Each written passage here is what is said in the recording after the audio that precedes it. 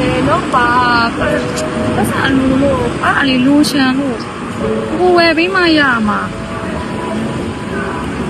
ကုန်းတော်တို့ကနားနေတယ်အဖေဘောအဖေဆက်တာကြိုင်ပါဦးစိတ်တော်လို့သူ့ကိုဟောကိုဝယ်ပြီးတော့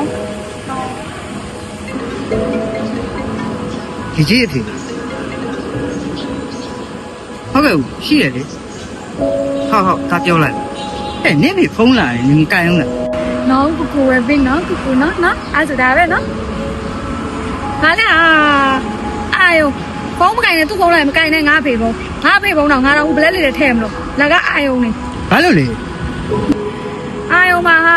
မွေးလာတဲ့ဒီသမီးလေးကိုလိုချင်တာလေးမဝယ်ပေးဘူးငါမှမပြောရင်သူ့ဘသူကတောင်းမှာမဟုတ်လို့လေငါဒါလေးတောင်းတာပဲအဖေတယောက်ဖြစ်မလုပ်ပေးနိုင်အဲ့ဒါကြောင့်မလို့စိတ်တော်လို့နင်အဖေတန်ဖို့သိတယ်အဖေဆိုတာဘယ်လိုလူမျိုးလဲဟောနင်သိတယ်ဘာလဲ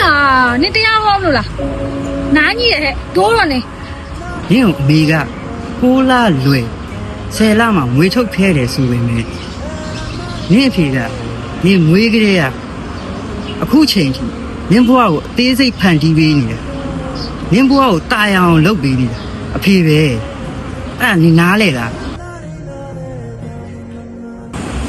တားယောက်ျားလေးကြောက်အပြစ်လုပ်ရင်တော့လက်ပါပြီးဆုံးမတတ်တဲ့အဖေက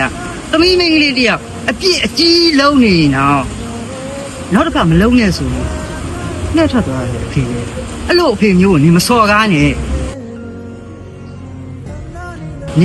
နင်ဖေအတန်မို့ကိုသိကျင်နေဆိုရင်အိမ်ရောက်ရင်နင်ဖေရဲ့အခုံးလန့်ကြည့်ရ